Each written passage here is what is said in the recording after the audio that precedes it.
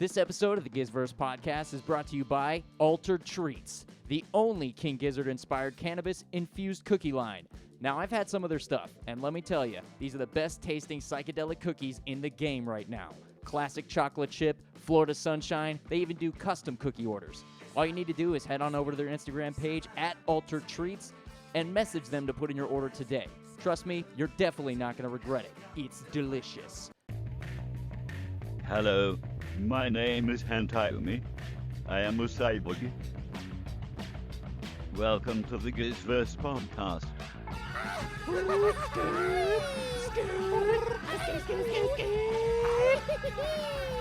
The show dedicated to the King Gizzard and the Lizard Wizard universe. Yo, man, hot take. I honestly think that album is the best album that they've come out with. We need more cookie. A multi-dimensional universe with an invisible face. Welcome to an altered future, brother. Once created by a band, is now sustained by its fans. Uh-oh. I hear the road train a-coming, baby. It's a-coming. Open the door to your mind's fuzz. Here are your hosts, Tommy O'Neill and Branson Drunken. Boom, boom, boom, boom, boom, boom, boom. Drum circle. I'm in a drum circle. Times, they're tough, but I am rough. Whoa! Okay? Life, it's okay to be bright. Damn, he's spitting. Am I right? Damn! My guy's spitting. White people do this, black people do that. Wow, that was deep. Welcome to the Gizzverse podcast, everybody. We starting with some knowledge on you today. Oh, I recently quit doing drugs, so I don't know if you can tell, but I'm no longer a part of the desire of the manly world. So I decided to grow out my hair and become one with the universe. You know That's what I mean? so good, dude. Wow, I'm so proud. Obviously So you grew up inspired. Obviously Wow. inspired. You know what I mean? By King Gizzard and the Lizard Wizard. Those are the guys that sent me in the right way, you know? To stop doing drugs and focus on the right things in life. Oh, I'm sorry. Did I say stop doing drugs? I meant doing more drugs than I've ever done in my entire thank life, God, and bro. growing out my hair and listening to the most acid-based album that I ever could be listening to ever. It only took me like maybe 7 days. Once the album came out, I started listening to it. The hair just started growing naturally by itself. Darker too. That's amazing. I woke up, these glasses were on my face and I can't take them off. I've been showering with them. I don't know what's happening because I can't stop listening to the album. So it's just everything is flowing and everything is right in my life. My walls just turned into this. I don't know what's going on. Whoa, does it feel weird? Obviously, you're dealing with the same thing. You got Stu sitting behind you in the background. He's just been. Do you see our smiles?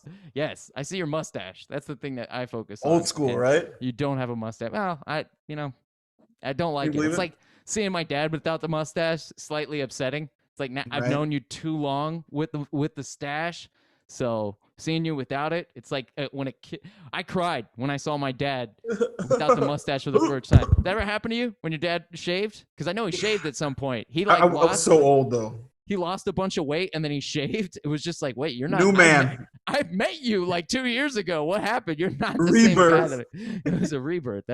So you didn't cry as an 18-year-old man. Yeah, at 18 no. But I could see if I would have been 6, perhaps, yeah. Hell yeah, man. Hell yeah. Well, that's not what we're here to talk about is our dads. Are you serious?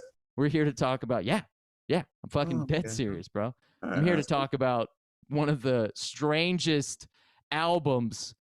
Strangest? Oh. Possibly of all time. Not strangest, but makes you feel strange. The other reason I wanted to say strange because I'm wearing... Oh, okay. I get it, man. I see you plugging. Okay. D-Strange shirt, you know what I mean? And it kind of blends with the background. If you see bloom, bloom, bloom, bloom, bloom, bloom. Whoa, there's like butterflies on it? Yeah, dude. It looks crazy because I'm freaky. tripping, bro. Damn, strange. This is the only album that I would say they're blatantly letting you know that something psychedelic-y that has to do with a paper that you could drip on this. Paper. I mean, come on, they're just telling you it. This is, like, I feel like they're just telling you that. Maybe I'm wrong. Maybe I'm wrong. It does feel kind of like, yo, we were locked up a little in quarantine. We started making some music, and we were like, hey guys, let's Synthesizing. let's enhance the situation a little bit. Let's get a little wacky. I was picking up on a vibe like that myself. Yeah. I can't disagree with that. Yeah, I love it though. I love it. I was this was, of course, we're talking about Butterfly 3000, BF3K. but we were. I mean, this is an album that I would say was anticipated.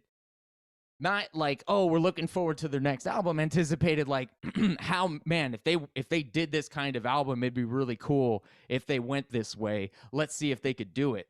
That kind of anticipation where it's like we've seen them do the rock album and nail it. We've seen them do kind of like an easier rock album to listen to. You know, when Nonagon is like probably the easiest rock album that I feel like anybody could listen to, enjoy it. That's what you're asking, right? But yeah, for sure. Yeah, but then Infest the Rat's Nest is a little more heavy metal, and that's a little harder to listen to unless you're into it. So, anyways, listening to this is a completely different style than they've ever done before. They've maybe tested the waters in this world before, but the whole album is themed in kind of these melodic, psychedelic vibes. You know what I mean? That are there's acoustic guitars. You know what I mean? But there's a lot of synthesizer in it. You know, let's just say what it is. It feels like you're taking a trip from, you know, way back in the Dizzy. Right. Yes. Yeah. Synthesizer back in the day. It in the best of ways. I was really stoked hearing about this album at first. Like, I love, my favorite thing about it, and I kind of wish they would do this more often, even though I get it's maybe not beneficial for a band to do this. They put on Instagram, album coming out this date, no singles. You know what I mean? Psychedelic, groovy, come and get it. You know, they already know their fan base. We're gonna go get it. We're gonna go love it. But that whole, I mean, you know how I get down. Those are some of my biggest complaints about some of the microtonal albums is, you know, you drop an album with 10 tracks and you drop 4 singles. It's like, now I feel like I don't have that many secret, you know, I'm not like discovering that much new stuff when I listen to the album and sit down and listen to it. With this, it was in a completely brand new experience, start to beginning. So that was really enjoyable. You know, so whether it was my favorite album or not, I love diving into it, not knowing shit about it. That was a lot of fun. I agree with you. Not a whole lot of build up to it. They kind of announced it and then just kind of let it rip. Said kind of twice there. I think you kind of did. I kind of did, and I kind of wish I kind of taken it back at this point. You know what I mean? It kind of came abruptly. Damn, I'm gonna trip myself up if I keep doing that. I'm dead serious. Like now, this damn psychedelic album. Well, come on, man, it's not your fault. Here on out, I'm not doing it on purpose. So if I do it again, that's the problem. You said something interesting. 10 song album. At this point, they're like It's Always Sunny in Philadelphia. We can expect about 9 to 10 episodes each season. Where anything more than that, it's probably not going to happen because of the rate and consistency. I don't think anybody's upset. I think they even released an album in between this and KGLW that set. They released a live album in between, so that it doesn't stop. But I'm saying that there's so much stuff coming at you that it's never a down moment. So 10's enough. I think it's a perfect amount almost, especially when you're doing thematic based, where I'm not saying every song sounds the same by any means, but it's a thematic. I don't know how else to say that, but this album sits alone in its own thing. And I like that they do that. They don't necessarily have to attach everything, and you know, it's cool. It feels like its own individual little comic book that I'm reading, or its own little series, and I love that. Yeah, that's true. That's kind of a cool way to put it because it does kind of have that feel. They, oh man, I wrote it. What is it in Shine? They say castle. Oh yeah, in Dreams, Stu says castles in the air, and I was like, oh shit, that's very Polygon. You know what I mean? So like that was the one little glimpse of. And I'm not trying to jump ahead of us here, but that's like the one cool little glimpse of like, hey man, listen, this is its own little comic book, but you know what Universe/Gizzverse we're under, you know what I mean? So it was like when I heard that, I was oh these boys, you know what I mean? So yeah, it was cool. That was cool. Let's talk about the obvious and probably most significant part of the album. If you're a fan, this is significant to you. If you're a fan of the whole thing, I would say this is probably the most significant part of the album, and it's got nothing to do with the song or anything to do with the songs. So a little controversy that we should get out of the way right up front. This is the first album that they've decided to release independently on their own record label, KGLW. So they've departed ways from Flightless. Or something of that sort, just to add a little controversy to the controversy. Eric isn't attached to the album. So let's just say that. Eric Moore is no longer attached to the band financially from this album. So this album sits completely alone. However you want to flip it, Trees, okay? However you want to pull it off them, broski, it's 100% separate. Why? What's the deal? What's going on? All we can do is speculate, but still it's super fucking interesting, and we have to at least bring it up that we moderately know what we're talking about. Are they just like, look, we're the ones carrying the float boat over here. You know, we'll release maybe live albums through Flightless or whatever, but we're not, maybe we're going to start parting ways here. Fuck, that's a big thing to throw out in the air like that, in my opinion. Oh, 100%. Yeah. And again, the Eric departure from King Gizzard, it looked very mellow. Eric Moore was like, hey, listen, I've been a fanboy the whole time. You know what I mean? Keep on keeping on, rock and roll. You know what I mean? Now we see things like the KGLW label, and it feels like the albums KG and LW were released for this. This was like the introduction of the end, if that makes sense. To the record label, I would say. Yeah. Yes, right? If that's, I don't know, that's kind of what it felt like. But also there are flightless versions of LW and KG, you know what I'm saying? Like, so, but a lot of them sold in Australia, so you kind of wonder what's going on with that also. But to throw some maybe non-controversy into the controversy, a lot of me thinks this is could be strictly a right now thing.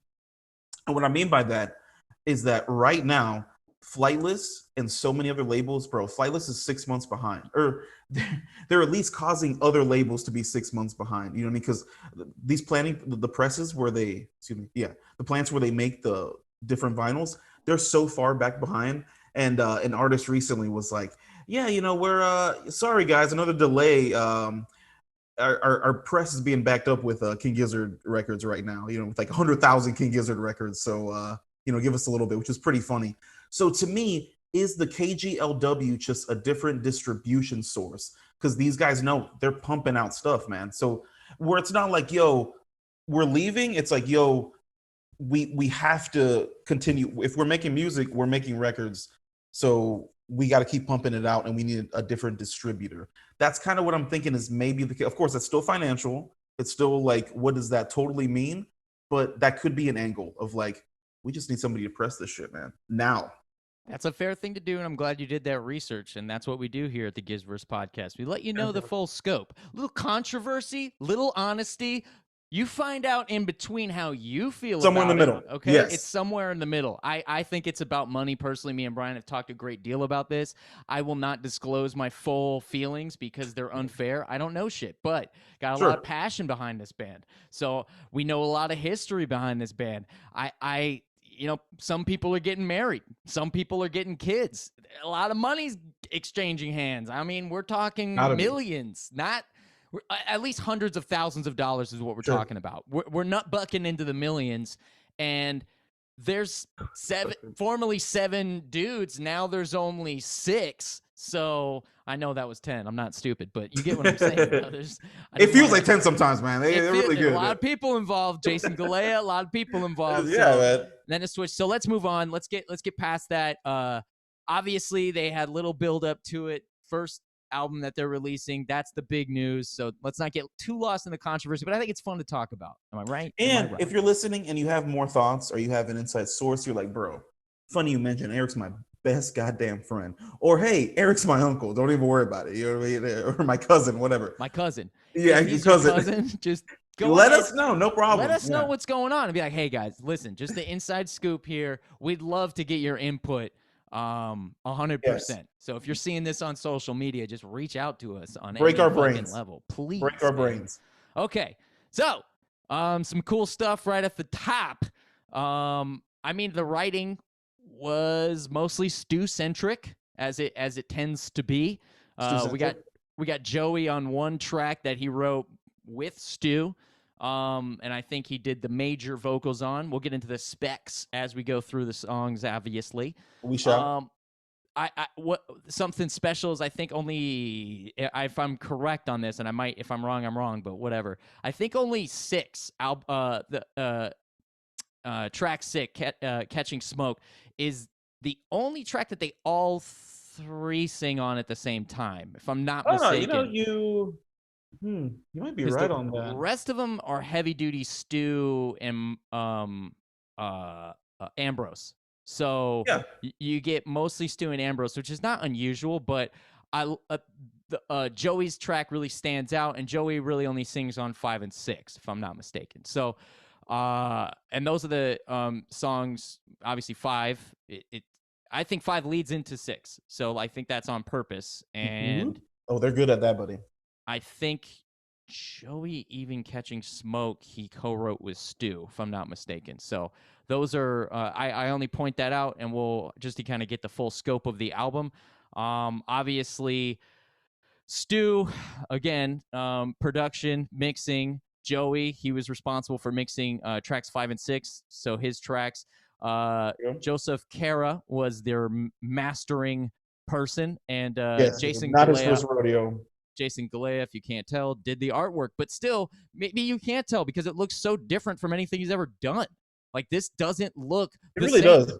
I would say this is not simple, because as you get closer to it, you can see some shit that you won't see, which is always the case with the King Gizzard album. I got Fishing for Fishies over there, signed copy. Hey, you know what time it is? And all the details that are within are really cool. Even the simplistic ones, and I love it. I love it. I don't know if this is obvious, but there is 3,000 butterflies on that album cover right there. I believe you. I didn't count, but I believe you. Oh, I did, buddy. It charted peak position at number 2 on the ARIA, the Australian albums such and such. I love that. Good for them. Rock and roll. So yeah, that's where it sits right now. Let's get into the nits, the grits, and the pups and the cups. Bang. Tippy top?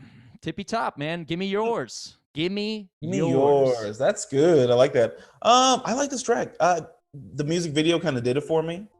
That sold it for me. I was like, because it starts off the album, I was like, okay, this is where we're going. Cool.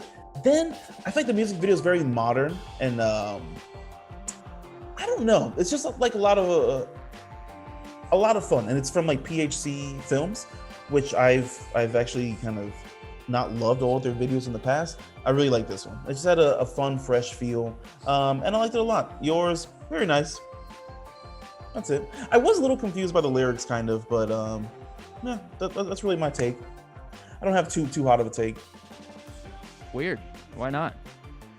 Because it was, to me, it's just like just feels like the beginning of the train. It didn't super hook me. It's not my favorite track on the album. It's a very nice one, but I wasn't super enthralled off of it. And it didn't catch my attention the first few times I heard it until, like I said, I saw the music video and I was like, okay, I can dig this a little more now. It makes a little more sense for me. Interesting. The first 3 tracks, I'm going to pretty much say similar things. I'm okay. I'm cool with it. I like the album, so I like the songs because the album sounds similar to these 3 songs, like the whole album. Yeah, that's the way. That's the way. It's the groove. It's almost like Mind Fuzz in that perspective, where there's like a little constant groove going through the first. Let's be honest. I think it's through the whole album that it's got this kind of consistent drum beat, and that's my illness. I noticed it first, where I'm like, okay, boom, boom, boom, cha, boom, cha, boom, cha, boom, cha. That feel, it comes frequently. Pretty frequently. Yes. I can point it out, and I'll go through them and I'll point it out throughout my notes, but it's not that it gets on my nerves. It's just that 4 minutes. That's 16 minutes of and I'm like, okay, I like the album, and I think it's really chill, and I could listen to it without thinking about it too much, and I enjoy that. So I think the thing to That's an focus. interesting perspective on it. Yeah, because Drummers, I had a similar perspective. it's a drummer's nightmare. So just a drummer's curse. I didn't mean nightmare. A drummer's curse, and it happens all the time. I'm listening to the percussion, drums to bass, bass to guitar, guitar to lyrics. Lyrics are always last for me, and that's why I have to read them for King Gizzard, because I normally don't even give a fuck. Like I'm a girl in that way. I like music. I'm a musician. Grooving. So like they hit me in the right ways. And then when I read the lyrics on top of it, I'm like, what the fuck, Oh, man? This shit. band Yeah, is so seriously. trippy. All right, moving on. Not a lot to say about that one, but I really enjoy it. Any lyrical highlights, Brian? No, generally Neither. no. It's No. a lot of instrumental, kind of repeats. Chorus goes.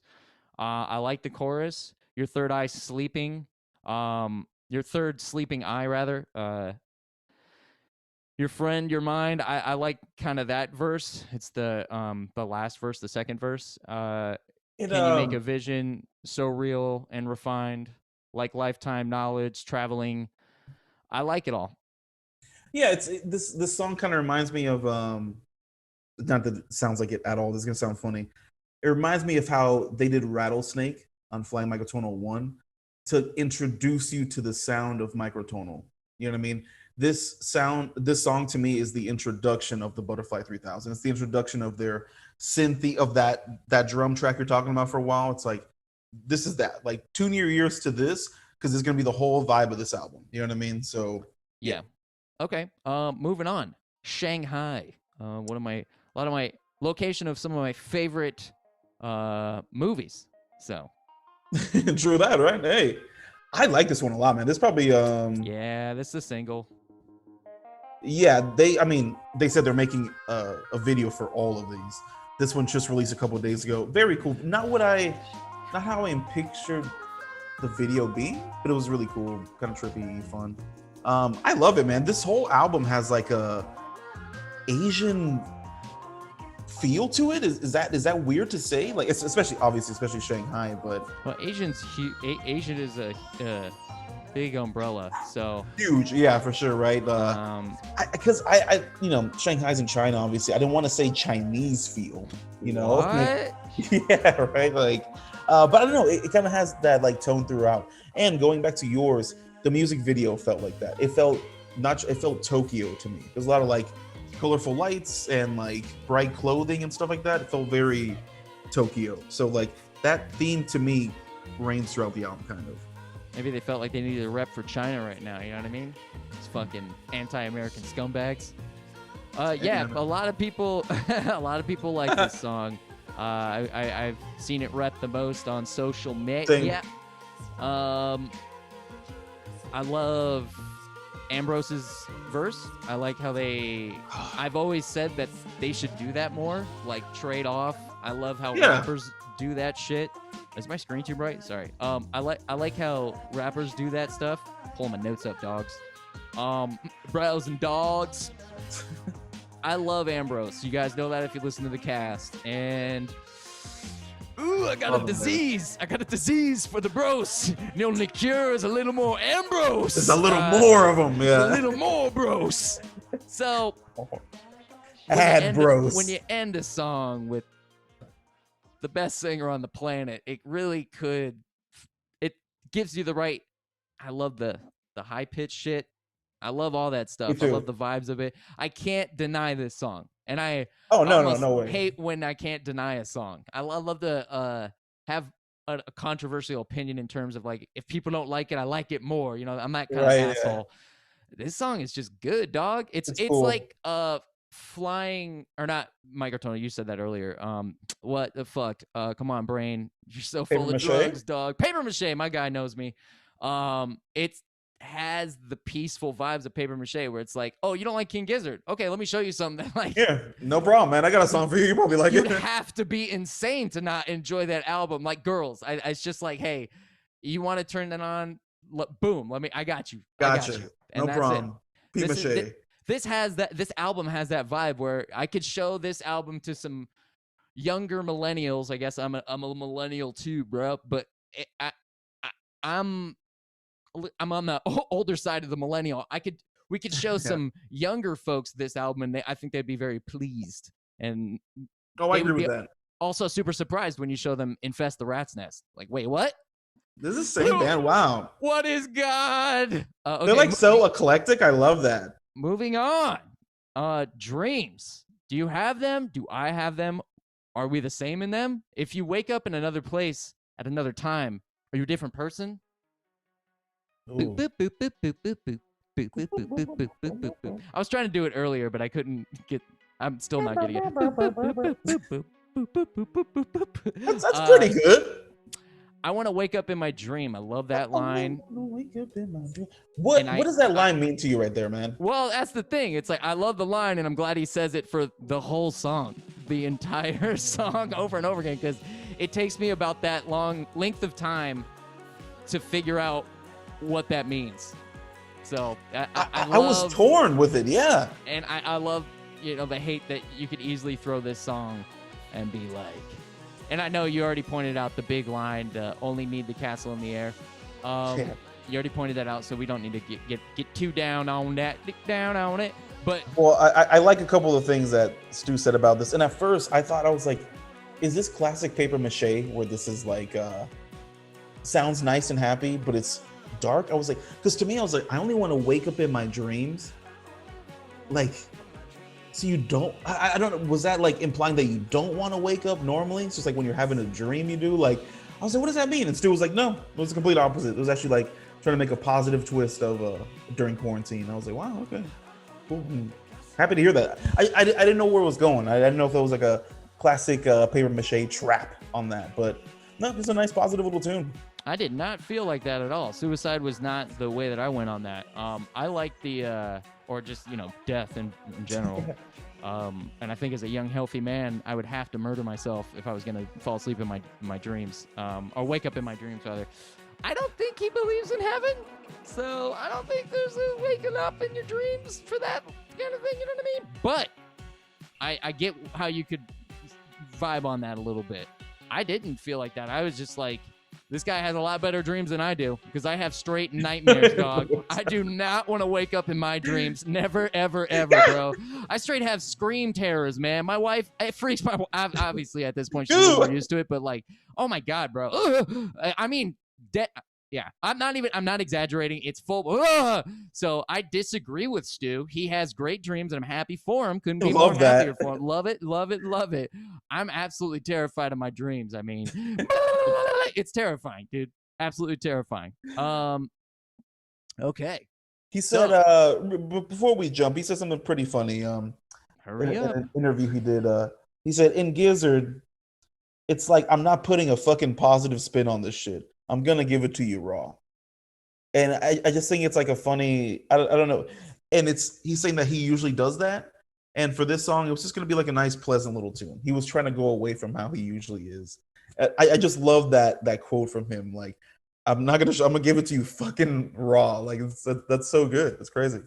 Yeah, when I met Stu, he didn't seem like the kind of guy that was mincing words. No doubt. That's very true, though. Maybe I caught him in a bad mood or something like that, but he didn't seem like a guy that focused on the small shit. So I'd love to talk to him again.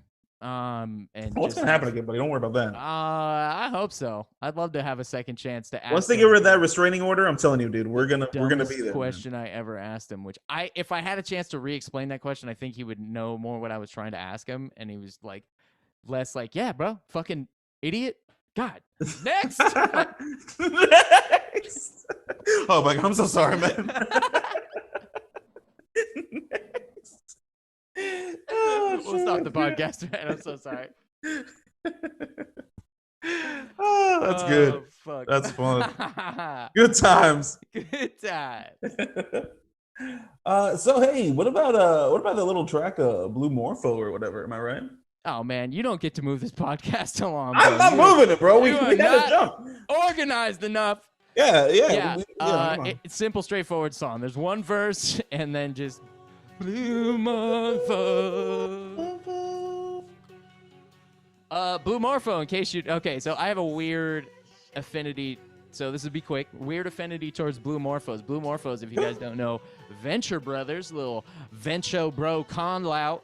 Interesting. At the end, the Monarch, who's also a butterfly-themed super villain at the time, he finds out that his dad was the Blue Morpho, who's a butterfly-themed superhero who worked with Dr. Venture's dad, yada, yada, yada. The Monarch becomes the Blue Morpho. And it's like my favorite arc ever. Wow. I love the story arc because you follow it. If you follow it from the beginning, it's such a Venture Brothers. Totally recommend it. If you're not watching it, go watch it. It's on Hulu. We're not sponsored, but I fucking rep it, dog. We are now. We are now, bro. So I like Blue Morpho, and the second I saw it, I was like, I'm just gonna like this track. If it's the worst track on the album, I'm gonna like it even more. Problem. I'm gonna love it because I love the Blue Morpho so much. So as I'm listening to the song, I have images of that character being badass and doing sick shit, and that he becomes like, I would say, the coolest version of himself when he becomes the Blue Morpho, and he's like this anti-hero versus a supervillain, and he's just like, he's killing villains and shit, but he's doing it for his own gain.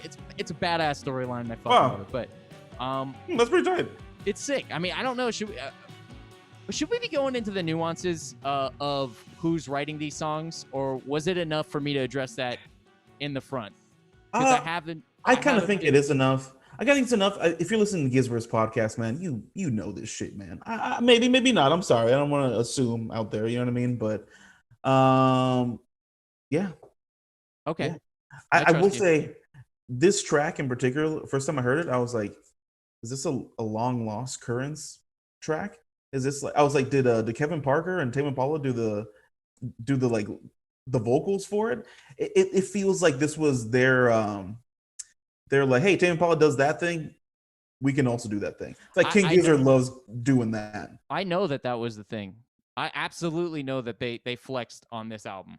I 100. That's what I meant earlier by like, this is a standalone album. If you guys might hear my dog come up in the background a little bit, and if you saw her, you wouldn't care. You'd be like, she is the cutest thing on the planet. She's allowed to make noise. Okay? Whatever you gotta say, bro, you should watch it. Anyways, what were we talking about, dude? These drugs. They're getting out of control, buddy. They're getting out of control. How this is the long lost currents track, and it's got a Tame Impala feel. Yes, Tame Impala feel. So yes, this album was a flex. They covered this style very easily. Again, to readdress what we talked about in the beginning, is they took this style and were like, all right, let's see what we can do with it. And it's mostly stew. So the reason I didn't even mention it is because all the songs we've talked about so far have been stew. Ambrose co-wrote Shanghai. I think he might have even written his verse for it. So yeah, I believe so. Yeah, it kind of feels like if you're singing, you wrote it.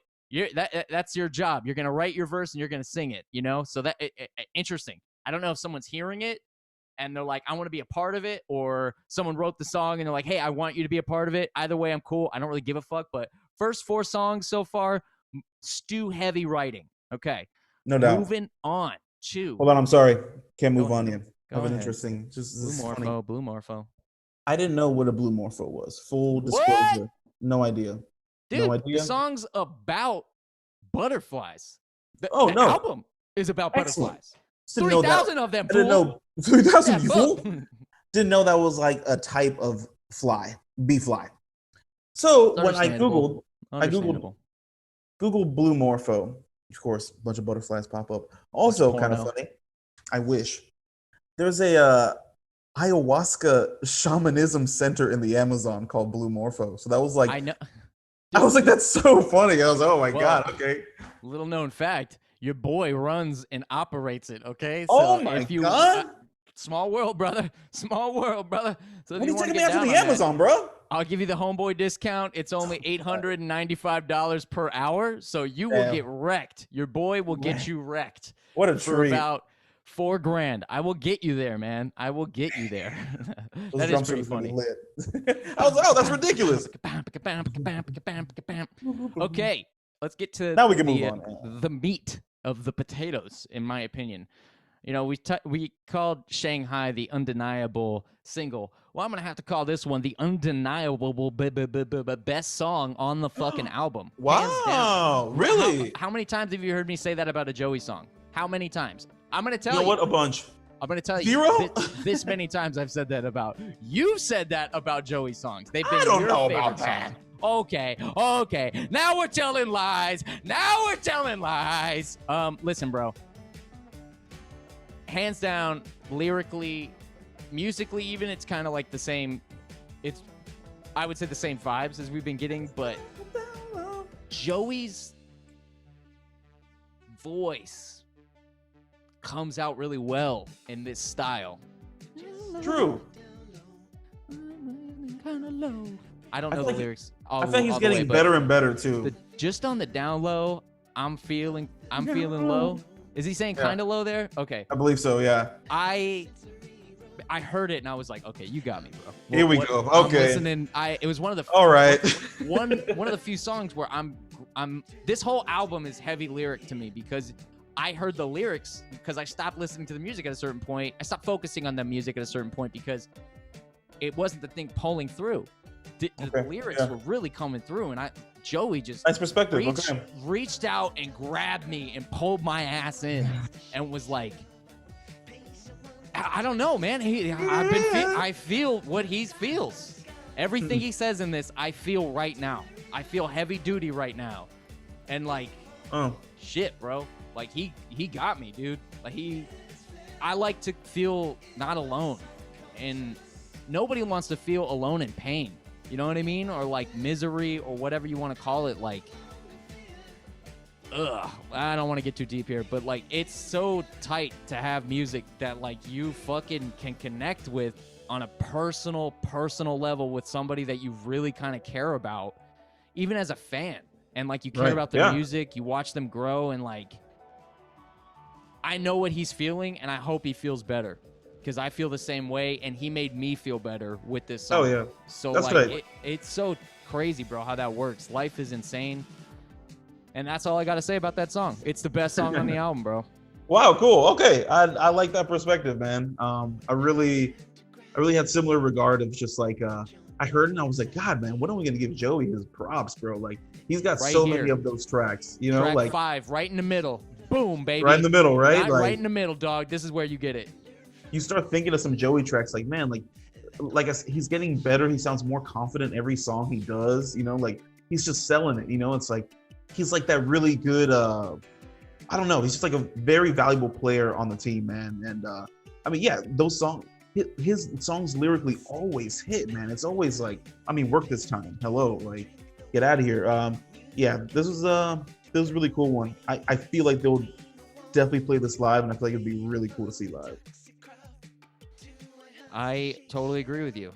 This could be an opener to the album or a closer to the album as they're tasting it. You know what I mean? So like you know, when they play live, they sample their albums and they kind of like, sometimes they put songs randomly, but most of the time they like put 3 songs from that album together and kind of like mishmashed so they have like a similar vibe. Yes, love that. You know what I'm saying? Okay. Oh yeah. So we're on the same vibe. So I feel like you could either open with this one when you're doing this album, or you can close with it, and it would just be like, "Fuck yeah, bro."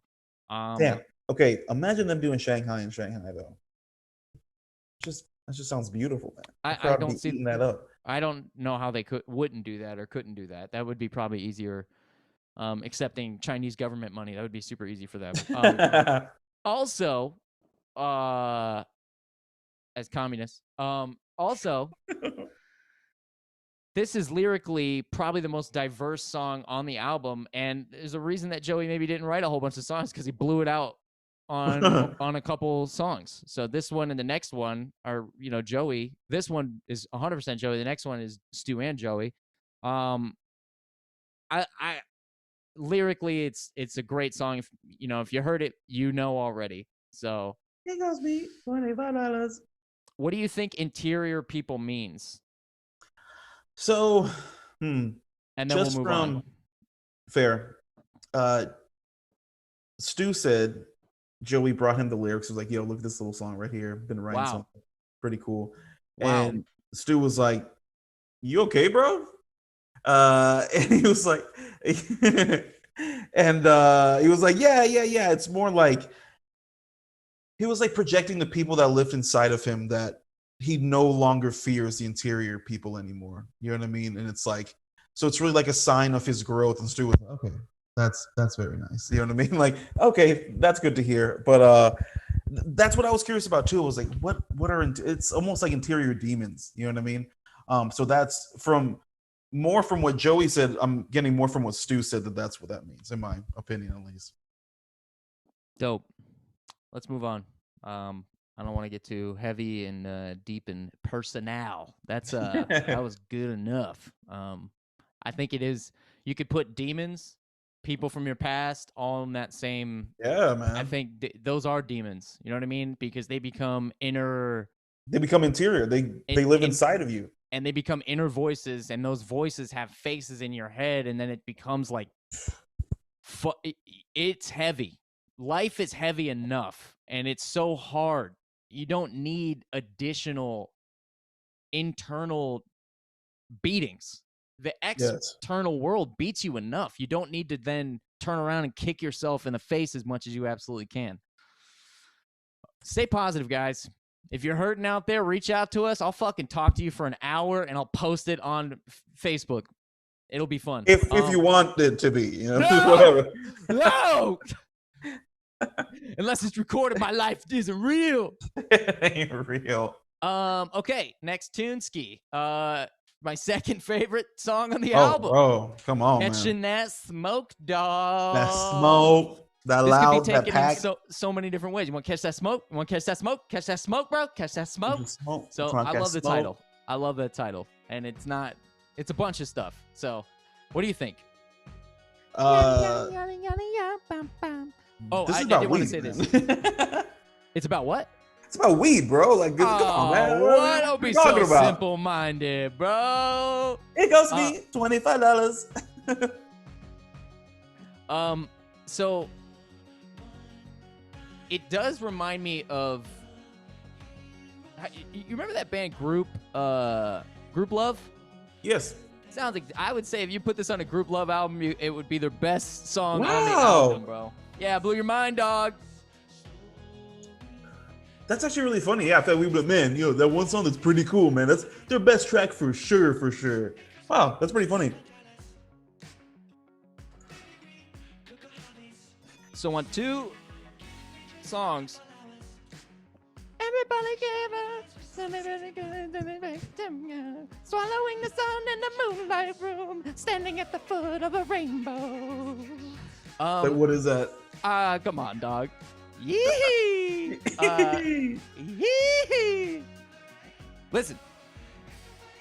I think it's funny how King Gizzard flexes like this stuff, man. They're like, oh, you want a weed song? I'll give you a weed song, motherfucker. All right, fine. We're going to call it Catching Smoke. You know. I like being able to listen to something like this and not feeling like an old man, and also not having my degree in hip-hop, which I do. Your boy does. Checkity rickety wreck. You want me to beatbox? I'll beatbox right now. You want me to beatbox? You already saw my rap skills at the beginning. It's your boy T-Bone. I'm never alone. You don't want me to get into it. You don't want me to get into it. Anyways, I do have my rap card, so I can listen to some. But it's like that's a specific type of. I gotta pop out the fucking blunts, bust it open. You know what I mean? It's a whole process, dog. This song, I feel like I could smoke any kind of weed, any kind of way, and I'm just like, bro, it's a very openly accepted weed smoking song. You can be smoking regs, it doesn't even matter. Whatever you got, light it. It's not Tom Petty, you know? Bam, bam, bam, bam. It's new, it's fresh, it's hip, it's vibey. Oh, good take on that, actually. Yeah, I like that. Thank you. Yeah, I like that. I've been saving all my good takes for then, right now. I have not had a good take up until this is the one. That was very nice. Okay, moving on. Oh, you want to keep going? Let's go. No, just a small one. Stu said it's about enjoying pleasures. You know what I mean? Or something that they really try to avoid, to like not be labeled as those guys, but that's what it's about. And he said, like, this is just like a pleasureful album. This is supposed to be a fun one. They want to make a fun weed song. I was like, yeah. Well, not weed. So he didn't say this is a weed song. It's just pleasures.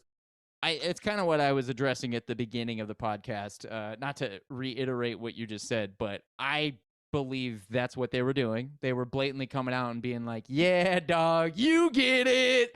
And I'm cool with that because I happen to be a performer that does that as well, and I'm okay with it. I don't like being, and it's bizarre because I don't like what he just said. I totally agree with. Like, I don't necessarily like being labeled with a druggy comedian, Right.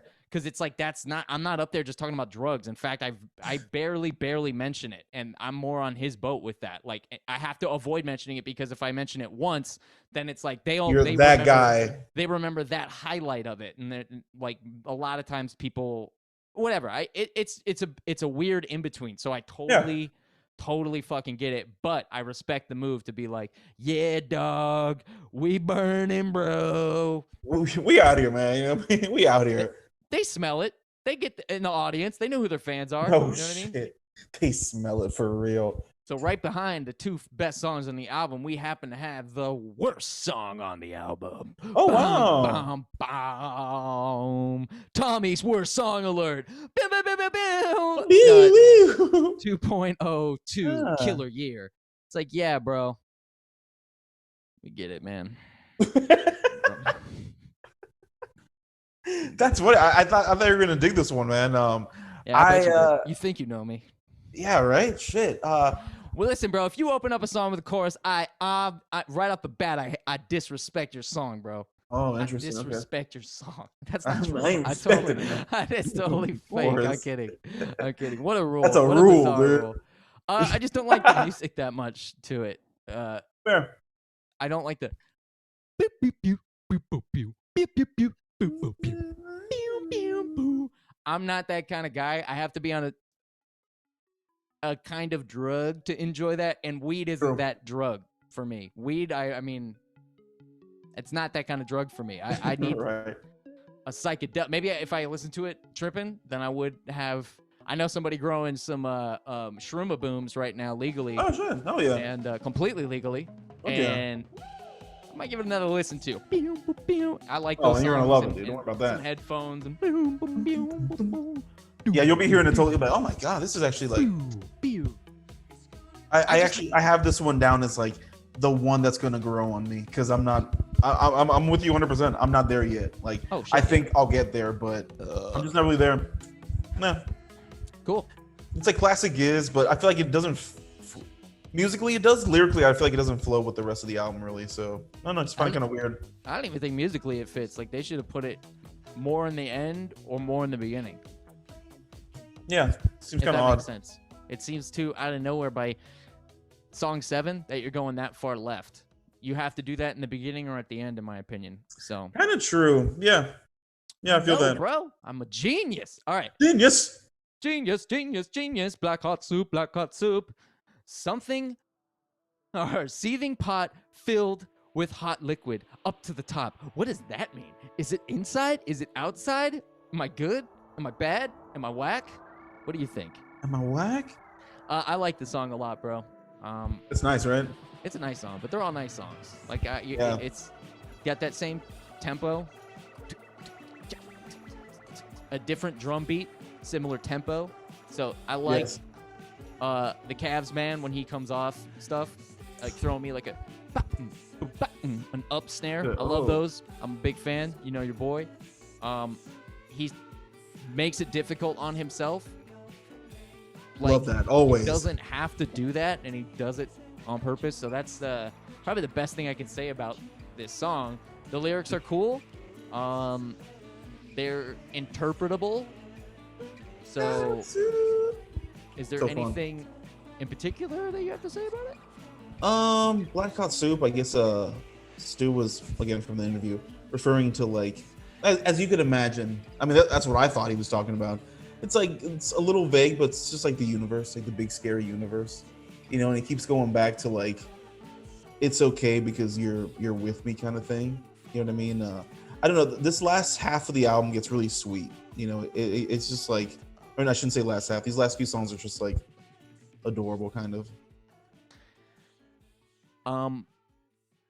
I forget what track it is, and this might be it. I wrote somewhere in my notes, but there is a love song in here. I don't know. You could probably point it out to me. Oh, wait. Here it is. No, that can't be it. It can't be Yeah, Love. Yeah, love. Yeah, love. Yeah, Love. I'm gonna call it what it is. I'm gonna say by the spelling of it. Yeah, love. Anyways, Stu doesn't write a lot of love songs, and he wrote a love song. God, I had it in a note. Why am I thinking that right now? But he wrote a love song for the first time, I think, and these types of songs lyrically are going places that he doesn't usually go, which is realism. He normally is in a fantasy when he's writing. This is like heavy real. All this stuff, I would say more real than typical. Maybe people are like, no, you could definitely argue that with me. Like, oh, you think he literally means this? But gets You're crazy insane, bro. when you can be literally out of your skin. Like, what does he mean? He's saying literally. Like, this motherfucker doesn't normally say literally in songs. He's normally talking about shit that's like, and like you addressed earlier. I'm sorry, I have to finish sentences. I apologize when I don't do that. It's my brain. Normally he's talking about fantasy, like Lord of the Rings type shit, Harry Potter magic, that kind of crap, like right. Fucking dragons and fucking lords of lightning. Like, let's get crazy, motherfucker. Belrogs. Like, let's worship fucking the devil, dog. Love it, baby. Loving it, dude. Loving it. Lord of lightning. And I'm a Game of Thrones guy, so like the Lord of Light means something totally different to me. And bro, like the fight scenes, I know it wouldn't have matched the style, but like I wish King Gizzard did some songs for that fucking show, bro. That would have been so sick. I would be the best, dude. Fucking yes. Lord of lightning. God, fuck off, bro. Anyways, they're normally doing fantasy stuff. This is such a realistic, lyrically based album where yes, interior people, it's like a metaphor, but at the same time, it's a very he's not talking about demons in my head telling me to kill. It's like he's talking about some sensitive ass shit. It's real personal stuff that isn't normally represented in a King Gizzard album. So for all of them, all three of the lyricists in the band to be doing that, I think is really cool. Yes, I agree with that. Yeah, you do. Yeah. Nice track. I like these, like I said, man. That Black Hot Soup, very cool. I think it leads into Yeah Love very nicely. I like it a lot. I like it a lot. Yeah. Well, these are like where I kind of taper off from the album, and I'm probably not going to listen to these songs a whole bunch. So if you have positive things to say about it, I encourage you to do so. Because I'll just say this, and then you can do it, and we'll move on. I think it's repetitive. I like it. I like the rhythm of it. Jajum, jajum, jajum. I like that kind of vibe, but Cavs kind of comes in very similar. The and has that same vibe. The yes. At this point, I'm almost sick of it, and the song isn't good enough lyrically to stand aside the rest of the songs that were just actually pretty fucking good. So, like, I think that first run of the album is like flex, and then we get to what you said is like Tame Impala's best song ever, and then we get to fucking I think the best song of the album, and then we get to a place where it's like, man, that's another band's Group Love. That's another band's best song ever. Possibly fucking do. And then we get to a really bad song, and then we're getting to a repetitive place where I'm kind of like, even the lyrics tailing off a little bit. Not only the song is repetitive from the album, but then now the lyrics are repetitive. And I think this is a love song, if I'm being honest. So man, like you said, being honest. Stu said just an honest track. It was musically written by Cook Dog 69, the legend. He not like musically, so like he gave it to, I didn't hear it before, but now I hear it 100%. Oh, you really can hear it. Now I hear it 100%. Gave it to Stu prior to lockdown. He was like, damn, that's sick. But they were doing other stuff, didn't fit anywhere. Sat for a little bit and was like, oh wait, we got that cookie track.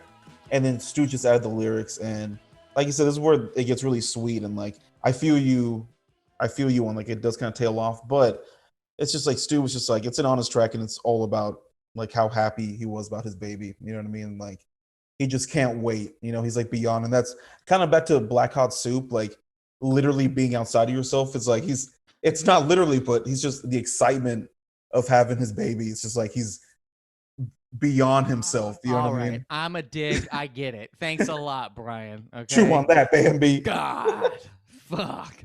The love for his family, I'm shitting all over. Is that what you're saying, bro? No, not even, because I could see that. And until I read the lyrics and stuff, I was like, when the album ends, not to jump, when it ends at Butterfly 3000, I was like, was there a track called Butterfly 3000? I don't even know what that was. And like on Spotify, for example, just Start You Over. I was like, that album's over? I was like, what happened? And it's just like, it all just ended it's a nice sweet end, like not too heavy, not super deep, just like, man, nice happy vibes, which is so unusual from King Gizzard, man. They're not musically, it makes us happy, but they're not big happy vibes. Like you said, like The Devil when it's crazy, some ball rocks. It's crazy. This is so not that. This is a fun standalone enjoy. Gods.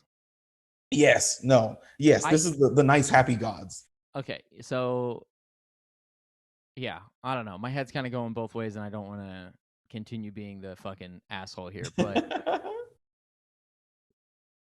I didn't know that, so maybe I take back some of what I said, and it just obviously shows you. It doesn't change the music. I mean, whatever, No, but I mean, I don't want to shit on somebody's happiness, because the deal is that like my mood that I'm in shouldn't dictate what's good and what's not good. I'm not interested in happiness, and it's not just now. It's like that's me all the time. I'm not really interested in happiness the way that I'm interested in despair. All my artists, I like them to be fucking.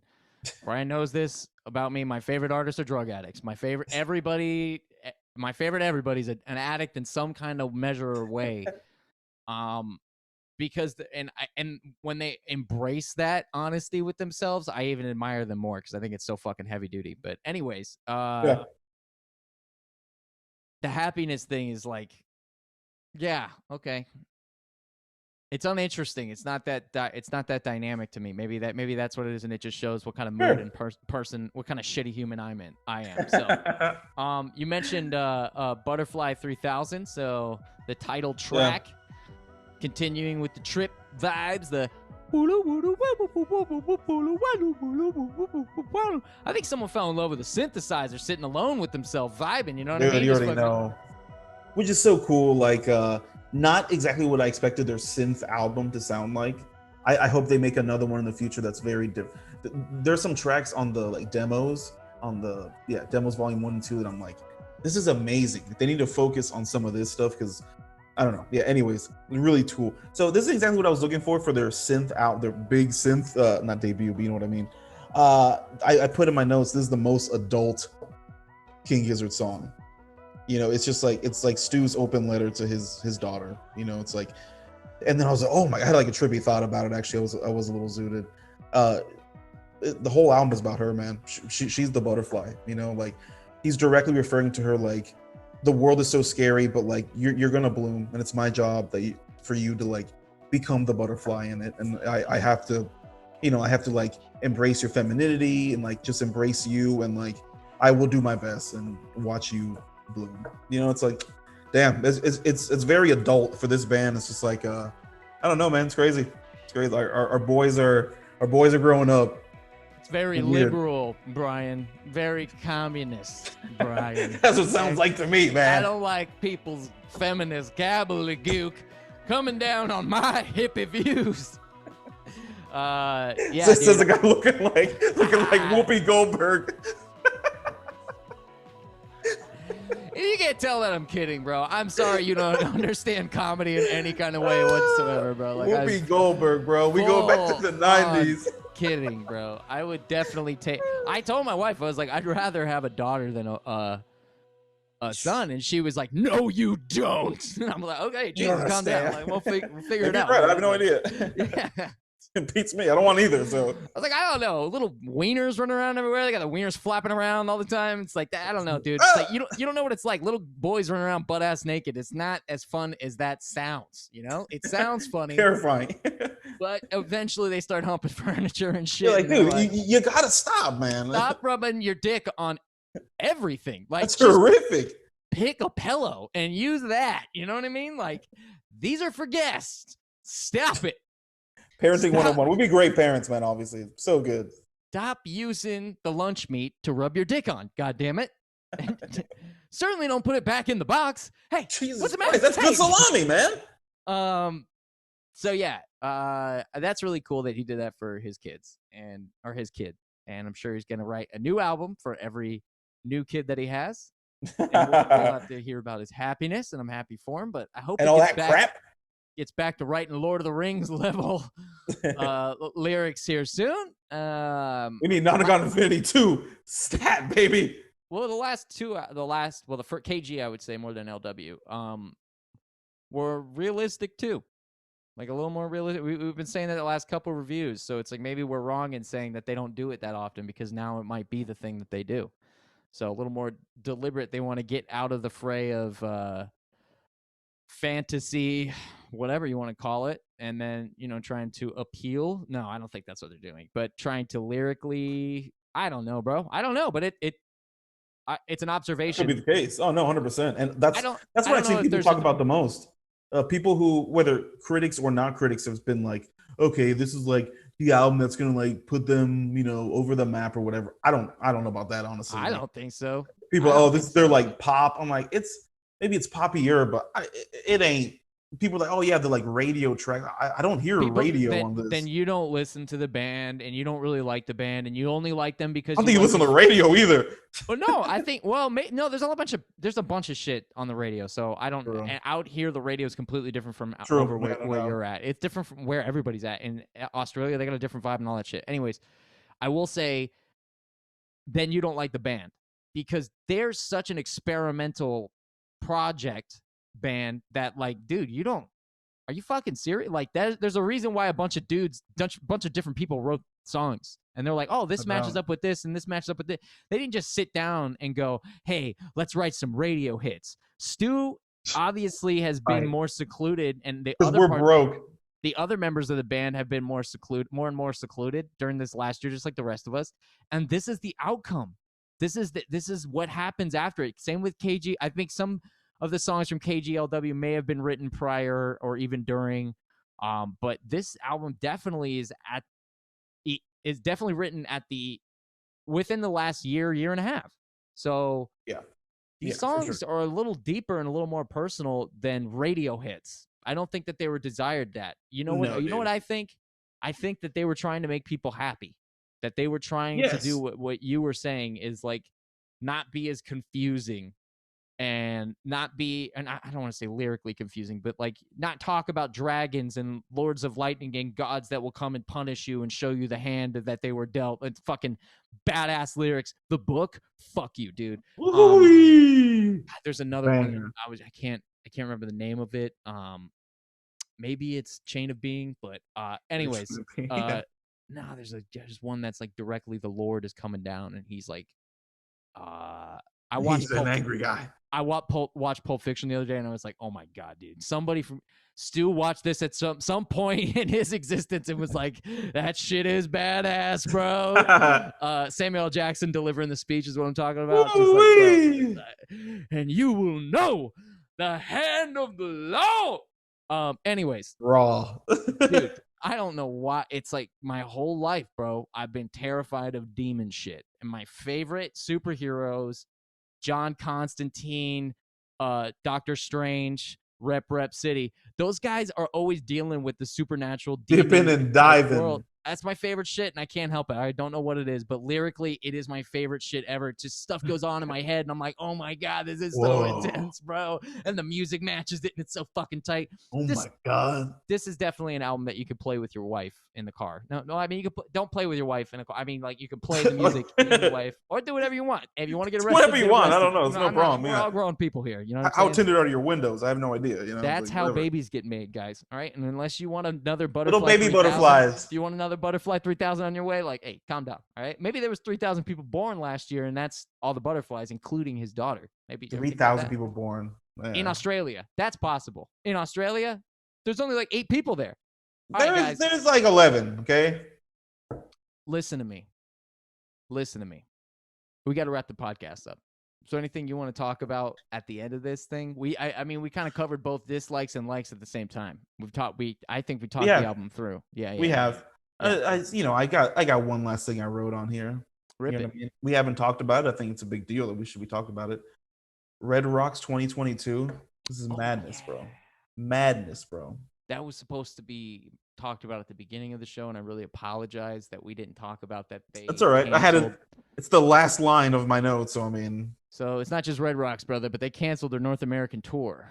So it's all of it. It wasn't just that show, you selfish bastard, but all of it. No, I completely it's just like I don't know why that one seemed like the most hyped, at least in my little fecal brain. Yeah. I'm still I'm still going whenever they reschedule it. So whenever that happens, I'm gonna go. So that's cool. It's the exact same dates in 2022. It's October 11th and 12th, I believe, 2022. Well, I'm going. So that doesn't dismay me. I'll be better equipped emotionally to see them. You know what I mean? Like I'll be stronger by then. Right now I'm weak. I'm weak. I feel bad about myself inside. I gotta listen to this album more to make myself feel stronger to go see that. Yeah, man. Does that make sense? I understand. And they'll probably have 8 albums before 2022, October. So we'll see, man. They're not going to play a single throwback in these Red Rocks days, man. Let me tell you what. I think you're wrong. Of course I'm wrong. But, like, man, we're getting further and further from. So which, you know what? A part of me was a little happy about this. There's a couple singles an album. They're 3 or 4 minute songs. 3 or 4 minute songs.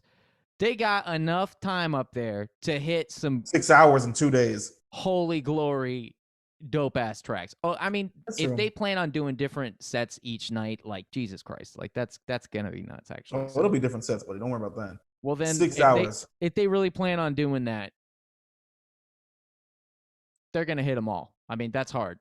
That's hard to not want to hit that goal for yourself. To be like, let's try to get it all done. And if we do parts of songs, boy oh boy, we can come close to it.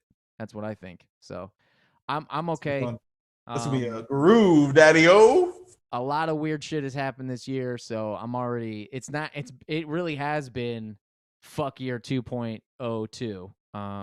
So I'm hoping I think it's coming back. Everything's coming back online. It's just a little slower than we all want, but that's it, daddy-o. We're coming back. Some positivity out there, man. There's nothing wrong with little mojo action going out, a little positivo mojo. You see these 2 smiles? You know what I mean? See that third happiest one guys in towns. Don't forget the crazy third one above, man. Oh yeah. Remember this one? Finally found it out. All right, guys. Thanks a lot for listening. As always, this episode of the podcast is sponsored by Altered Treats. Guys, go follow them on Instagram. Make sure to follow us on Instagram if you're not already doing that. Definitely follow us on YouTube. I'm gonna make it easier, and I'm gonna change the YouTube channel to my name, so don't feel fucking weird when that happens and be like, oh my god, this fucking guy. No, but WHHW doesn't work anymore, and we can't call it the Gizzverse podcast YouTube page. That shit's not gonna work either. So that's pretty cool. Are you fucking serious? It will be impossible. We're cool, man. People love us. I put everything on there. I put all my comedy shit on there. So like I've attached everything into it. So I'm just gonna label it all one. I'm gonna label it all one and make it easier for people to find and track and follow. So don't get freaked out if that shit happens. The Gizzverse podcast will go on. We're still standing. We're still standing. We're still strong. We might only post it once a year, but we're still standing. We're still strong. Good life. Hopefully. There'll be 100 doing this shit. Let me say this on the air. Hopefully, we can start doing more podcasts. We've been wanting to do more podcasts. Schedules have been insane. It's life, baby. It's okay. It's all right. It's not okay. It is, goddammit. The Gizzverse continues. Daddy-o. We can obviously tell who the lazy one is, guys. All right, we'll see you guys next time. Thanks a lot for joining us. We'll talk to you soon. Have a good week, 3 days, months. I don't know when the next time. I don't know.